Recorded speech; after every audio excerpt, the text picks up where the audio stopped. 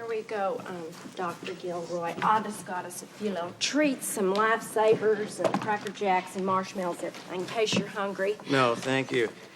Normally, I don't make house calls, Mrs. Haggers. It's just that when Mrs. Hartman called me, you see, I've felt somewhat guilty about the Hartmans.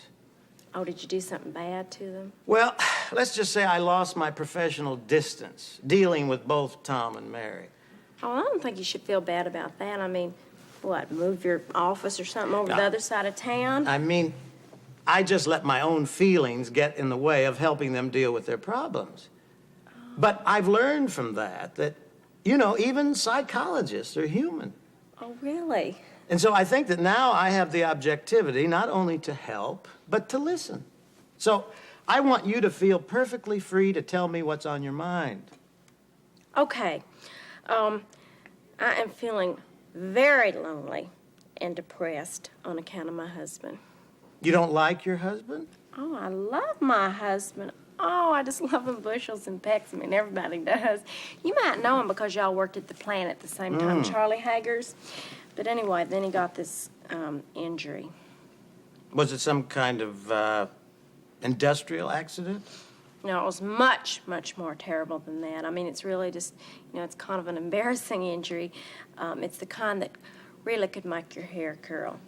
So it's real hard to talk about it because I don't know you that well. But I'm an objective professional, Mrs. Haggers. I don't make moral judgments. And having heard just about everything there is to hear about human behavior, I can promise you I won't be shocked. So you just tell me what's on your mind. That's nice to know that you wouldn't be shocked because I'll tell you the present condition that my mind is in at this moment is just about to make me go out of my ever-loving. Well, I'm sure you'll keep your very pretty head in perfectly fine fettle. Well, I fiercely love my darling husband, fiercely. But, unbeknownst to me, I somehow got involved with another man. Now, I know this sounds tacky, and I hope it doesn't shock you too much. Of course not, Mrs. Haggers. A lot of people are torn by sexual infidelity. Oh, well, I didn't have no sexual infidelities to another man. Nope, wouldn't do it. No carnal transgressions of any sort. But see, the problem is that I kind of led this other man on, and because he was attracted to my, darling young body, I didn't realize that what it was doing to his easily warped mind. I can understand that. So anyway, what happened is, now I'm going to leave out the lusting and the crying part. When he found out, my husband that is that I was at this motel, with this other man, and it was totally for religious reasons that I was there. Anyway, with this other man, whose name I will not mention because you might want to vote for him, he come running over there with a shotgun.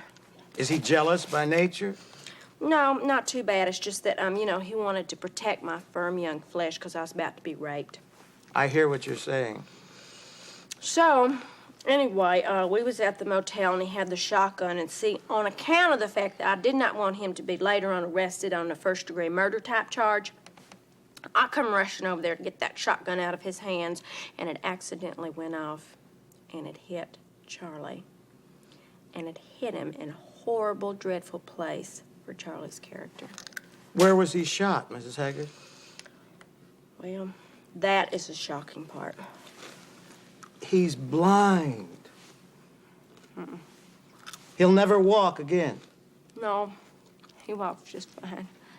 Mrs. Haggers, I'm a doctor. You can tell me whatever it is. I can't be shocked. Well, let me just put it the way Charlie put it. He was shot in the one place that any man would rather be shot any other place but then. You mean? That's precise and exact what I mean. Well, you can't mean shot off. Half off. See, he's still got half of it left. Do you mean to tell me that your husband lost a testicle because you were in a motel room with another man? Getting raped.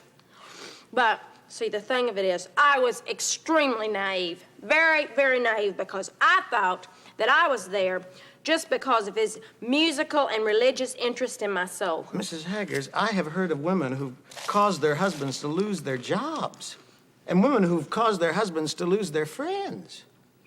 But a woman who causes her husband to lose a testicle in a motel room? That has got to be the most appalling. That is so disgusting. I mean, there are limits, Mrs. Haggers. Of course, I should have known better. Mary Hartman called me about this case. I have struck out twice with the Hartmans, and now the side is very definitely retired. You'll have to excuse me, Mrs. Haggers. I think I'm going to be sick. Well, wait a minute, Doc.